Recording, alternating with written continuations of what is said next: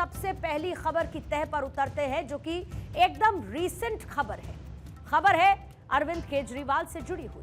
21 मार्च को गिरफ्तार हुए दिल्ली के मुख्यमंत्री अरविंद केजरीवाल को आज 92 दिन के बाद नियमित जमानत मिल गई है। इससे पहले सुप्रीम कोर्ट ने 10 मई को उन्हें अंतरिम जमानत दी थी और जमानत पर 21 दिन बाहर रहने के बाद 2 जून की शाम 5 बजे केजरीवाल ने तिहाड़ में सरेंडर कर दिया था। ऐसे में यह भी जान लेते हैं कि अरविंद केजरीवाल को जमानत मिलने से पहले कोर्ट में दलीलें क्या-क्या रखी गई।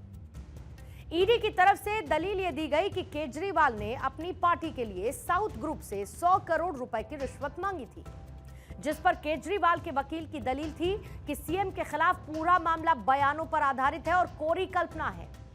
केजरीवाल के वकील ने कहा कि दिल्ली के सीएम की कोई आपराधिक हिस्ट्री यानी कि क्रिमिनल बैकग्राउंड नहीं है। ईडी ने कहा कि फंड का एक हिस्सा गोवा चुनाव के दौरान अरविंद केजरीवाल के होटल में ठहरने के लिए इस्तेमाल किया गया। ईडी ने कहा कि ग्रैंड हयात होटल में 1 लाख रुपए का भुगतान प्राप्त किया गया। ईडी ने कहा कि 50,000 की 2 किश्तों में 1 लाख का यह भुगतान हुआ। चरणप्रीत ने पेमेंट का अरेंजमेंट किया था। ईडी ने कहा गोवा चुनाव में जिन पैसों का इस्तेमाल हुआ, इसका दस्तावेजी यानी कि डॉक्यूमेंटेड सबूत है। केजरीवाल के वकील ने कहा कि ऐसा लगता है कि इनमें से कुछ को गिरफ्तार किया गया और जमानत देने का वायदा कर उनसे बयान बदलवा दिए गए। एक बार फिर से ईडी और साथ ही अरविंद केजरीवाल के वकील की दलीलें किस तरीके से सामने आई। साउथ ग्रुप का जिक्र ईडी ने किया विरोध करते हुए जमानत का कि 100 करोड़ रुपए की रिश्वत मांगी गई थी और उस पर केजरीवाल के वकील कहते हैं कि सीएम के खिलाफ पूरा मामला बयानों पर आधारित है और साथ साथ ये भी कि कोरी कल्पना पर आधारित है।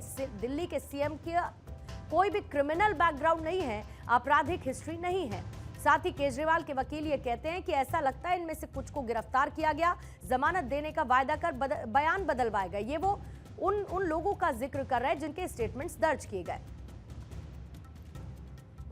ईडी और इसके साथ ही अरविंद केजरीवाल के वकील की तरफ से दी गई जो दलीलें रहीं, उसके आधार के बाद राउज एवेन्यू कोर्ट की तरफ से नियमित जमानत अरविंद केजरीवाल को दे दी गई है। लेकिन अरविंद केजरीवाल की जमानत की खबर आते ही कैसे आम आदमी पार्टी में खुशी की लहर दौड़ पड़ी।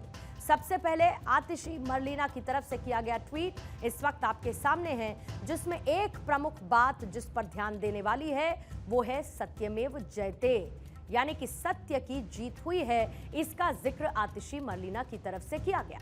आतिशी मरलीना जो कि दिल्ली सरकार में मंत्री हैं, लगातार प्रेस कॉन्फ्रेंस न सिर्फ वो बल्कि सौरभ भारद्वाज करते रहे और अरविंद केजरीवाल को डिफेंड करते रहे। और ऐसे में अरविंद केजरीवाल को मिली हुई जमानत की खबर आने के साथ ही आम आदमी पार्टी में खुशी की लहर दौड़ गई है।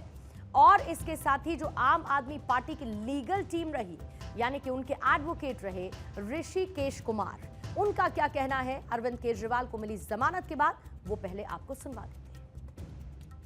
राउज एवेन्यू कोर्ट में लिकर पॉलिसी के मामले में माननीय चीफ मिनिस्टर अरविंद केजरीवाल जी को बेल ग्रांट कर दी गई है। रात के 8 बजे राउज एवेन्यू कोर्ट में बेल का ऑर्डर प्रोनाउंस किया गया। अरविंद केजरीवाल जी को 1 लाख रुपए के निजी मुचलके पर जमानत दी गई है। कल सुबह जमानत की कार्रवाई पूरी की जाएगी और कल दोपहर बाद अरविंद केजरीवाल जी जेल से बाहर आ जाएंगे। तो अरविंद केजरीवाल को नियमित जमानत से पहले जिस चेहरे को राहत मिली थी वो संजय सिंह की तरफ से क्या ट्वीट किया गया। संजय सिंह की तरफ से भी ट्वीट करते हुए अरविंद केजरीवाल को मिली हुई जमानत का स्वागत किया गया।